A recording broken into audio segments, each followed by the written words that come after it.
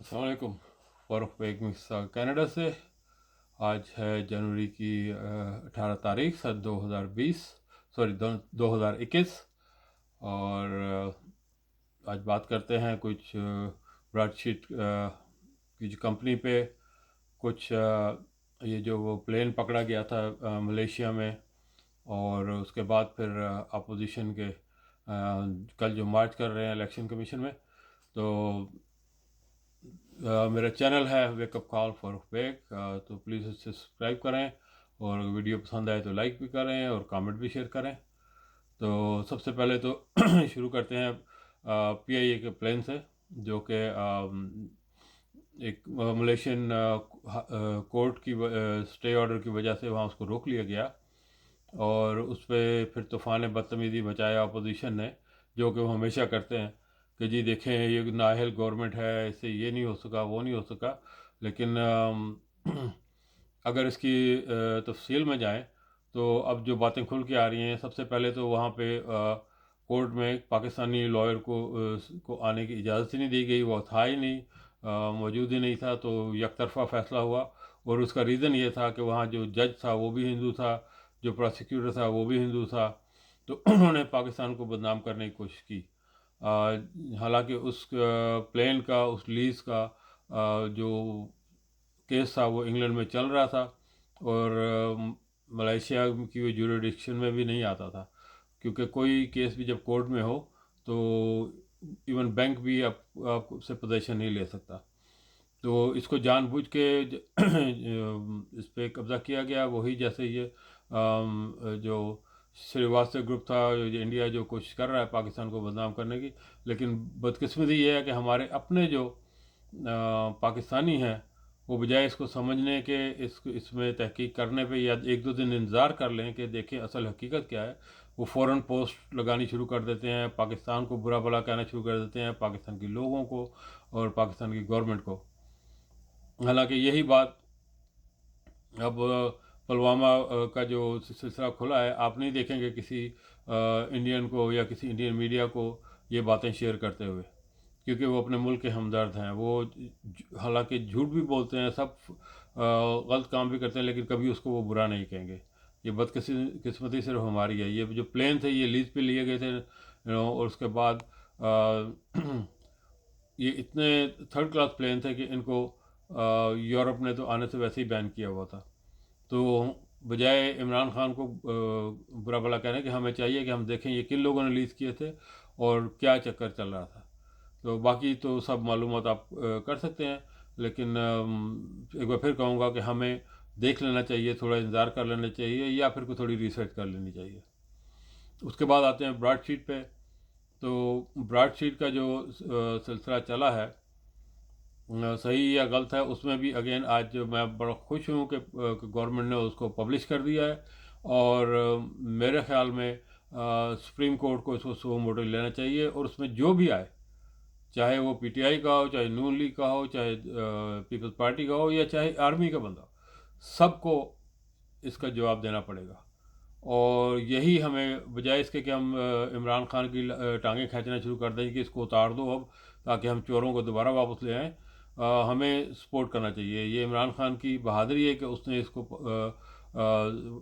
जो है वो अपना गवर्नमेंट सरकारी उसको तौर पे उसको रिलीज़ किया है, और वो अब एक एविडेंस बन गया है, उसको अब कोई रिमूव नहीं कर सकता।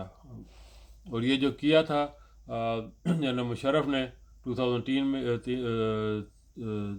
2003 में, और उसने उसके बाद फिर उसने अपनी जान बचाने के लिए और नेक्स्ट 5 साल की हुकूमत बनाने के लिए, और फिर बेनज़ीर से और नवाज शरीफ से जो उसने मुआहदा किया, उसकी उसी का समर आज हम भूल रहे हैं, हम पे कर रहे हैं हम। और ये इमरान खान को आज क्वेश्चन किया जाए आपने इतने मिलियन क्यों दिए, ये क्यों नहीं किया, वो क्यों नहीं किया, लेकिन ये सब लोग जो हैं, वो बीच में जो 10 साल का अरसा था, बल्कि 15 साल कहूँगा, उसमें 5 मुशर्रफ के मिला लें, 5 जरदारी के और 5 नवाज शरीफ के, उन्होंने इस पर कोई एक्शन नहीं लिया।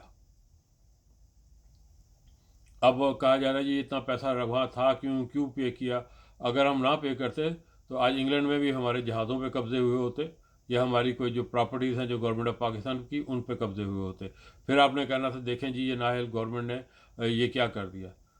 हालांकि हमें बात करने से पहले ये सोचना चाहिए और देखना चाहिए कि ये जितनी छोटी छोटी लैंड माइन्स हैं ये सारी उन बदबख्तों की ही लगाई हुई हैं जो अब आहिस्ता आहिस्ता फट रही हैं, और वो हम एक को संभालते हैं तो दूसरी आ जाती है, दूसरे को संभालते हैं तो तीसरी संभालते हैं। आप पीआईए की बात करते हैं, आपका मोटरवेज गिरवी पड़े हुए हैं, आपके टीवी स्टेशन गिरवी पड़े हैं, आपका रेलवे गिरवी पड़ा हुआ है, आपके स्टील मिल गिरवी पड़ी है। अब यही हम चीखते थे कि अगर इनको ना बचाया गया, इन बदबख्तों को ना उतारा गया, तो ये आहिस्ता आहिस्ता तमाम जो महकमे हैं ये तमाम फ़ॉरेन कंपनियों के कब्ज़े में आ जाएंगे और पाकिस्तान के पास कुछ नहीं रहेगा। और इसमें नवाज़ शरीफ का बहुत बड़ा हाथ है और उसके लोगों का, जिन्होंने इस हालत में मुल्क को पहुँचाया है। ये कोई मेरा बुग़्ज़ नवाज़ नहीं है, लेकिन ये हकीकत है और हमें अपनी आंखें खोलनी चाहिए। इमरान खान पूरी कोशिश कर रहा है, उसकी टीम पूरी कोशिश कर रही है। आज देखें वो जो कमेटी भी है उसमें शहजाद अकबर ने कहा कि उसने अपना नाम निकलवा लिया उसमें से, क्योंकि उस पर इल्ज़ामात हैं।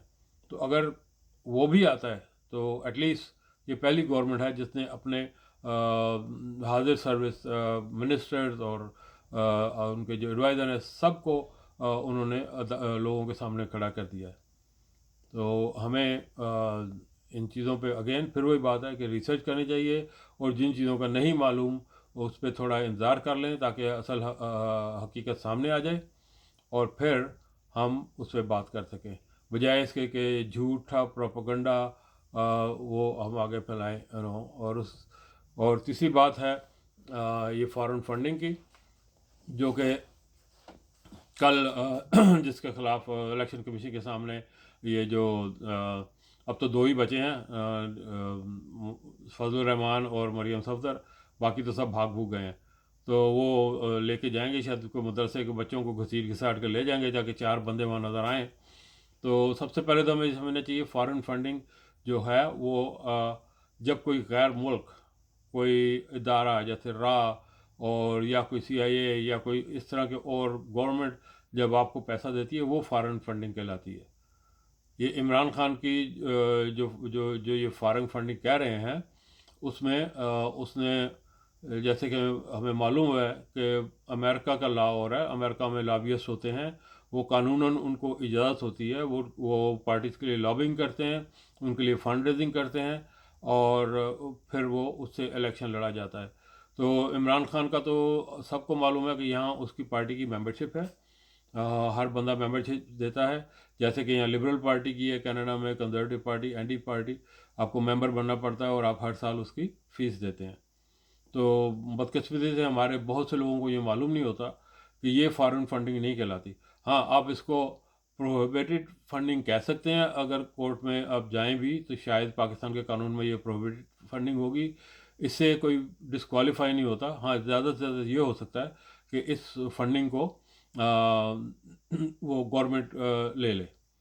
तो और सोचने वाली बात यह है कि ये अब जब ये नवाज शरीफ, पीएम नून, पीपल्स पार्टी और फजल रहमान इनके इनके इनके फॉरेन फंडिंग का ये जवाब क्यों नहीं देते। इनको तो इस शर्म से डूब मरना चाहिए। इमरान खान ने तो एक ए ग्रेड जो अकाउंटिंग फर्म है उसकी ऑडिटेड पेपर जमा कराए हैं, इन्होंने क्या आज तक एक पर्ची भी जमा कराई।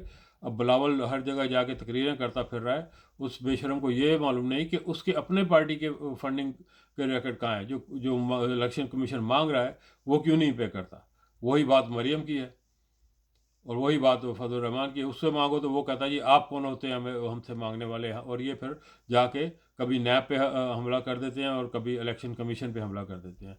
यानी कि क्योंकि इन्हें मालूम है और मुझे मालूम है, मुझे यकीन है कि इस फॉरेन कंट्री में भी ये लोग इस बुरी तरह फंसेंगे कि ना सिर्फ ये सारे डिस्क्वालीफाई होंगे क्योंकि इनके पास कोई रैकेट ही नहीं है। इमरान खान ने तो अपना रैकेट दे दिया, अब इसका जो फैसला कोर्ट करेगी या इलेक्शन कमीशन करेगा चलें वो देखेंगे। लेकिन आखिर ये क्यों नहीं, ये कोई आसमान से उतरे हुए हैं जो कहते हैं जी ये हैं हमारे ज़राए, और जब इनसे ज़राए मांगो तो इनके पास एक पर्ची भी नहीं होती। तो कौम को सोचना चाहिए, हम लोगों को सोचना चाहिए कि हम किन के हाथों में दोबारा मुल्क को देने की बात कर रहे हैं। डेफिनेटली अगर कोई जनरल भी है, अगर और कोई पॉलिटिशियन जो भी है, जो 400 200 बंदे जो भी हैं, इन सब का नाम आना चाहिए। और अगेन मैं फिर ये कहूँगा कि पाकिस्तान को कि सुप्रीम कोर्ट को ये सुओ मोटो लेना चाहिए, ताकि उस पर फिर कोई क्वेश्चन ना कर सके कि ये एक जानिब है या जानबदारी से हो रहा है। और एक छोटी सी बात और, कि पाकिस्तान में महंगाई की तो शोर सब मचाते हैं, लेकिन कभी आज तक आपने किसी मीडिया में ये नहीं देखा होगा कि जब 1100 का अदरक हुआ था किलो, तो सब ने शोर मचाया हुआ था। आज वही अदरक 250 रुपये का हुआ है। टमाटर 50 रुपये के हुए हैं किलो। और जो चिकन, जो इन हमजा और इसके ग्रुप से कहने से प्राइस उसकी 400 साढ़े 400 हो गई थी, आज फिर वो 200 250 रुपये किलो हो गया है। लेकिन आप ये किसी मीडिया पे नहीं देखेंगे। और पूरी दुनिया के जो जो मालियाती इदारे हैं वो पाकिस्तान की तरक्की की बातें कर रहे हैं। मूडीज़ की रिपोर्ट पढ़ लें आप। मूडीज़ वो है जो अमेरिका और कनाडा जैसे मुल्कों की रेटिंग करता है, उनकी रिपोर्ट पढ़ लें। हर इंडिकेटर शो कर रहा है कि पाकिस्तान इंशाल्लाह तरक्की कर रहा है, और 2021 पाकिस्तान के लिए बहुत अच्छा साल होगा। और यही इन तीनों चारों जो जमातें हैं उनको मौत पड़ी हुई है कि अगर इमरान खान ये साल निकाल गया तो हमारे पास कहने के लिए कुछ भी नहीं बचेगा। तो अगेन प्लीज़ उसको सपोर्ट करें। वो 5 साल के लिए इलेक्ट हुआ है, इंतज़ार करें। 2.5 साल तो गुजर गए हैं, और चौथा साल तो वैसे ही इलेक्शन का साल होता है, इलेक्शन की शुरू हो जाती है। और पाकिस्तान तरक्की कर रहा है।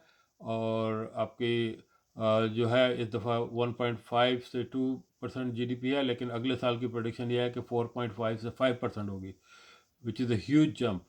तो इंशाल्लाह हम सही सिमत में जा रहे हैं। आखिर में यही कहूँगा कि हमेशा ये दुआ करते रहें कि अल्लाह ताला पाकिस्तान के दुश्मनों को, अंदरूनी और बैरूनी दुश्मनों को सबके सामने नकाब करे, उनके चेहरे स्याह करे, और उनको दुनिया और आखिरत में नाकाम करे। बहुत शुक्रिया जी, थैंक यू।